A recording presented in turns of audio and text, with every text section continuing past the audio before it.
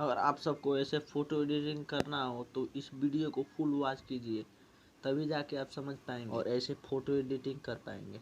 चलते हैं mobile screen पे, background music के साथ स्टार्ट करते हैं।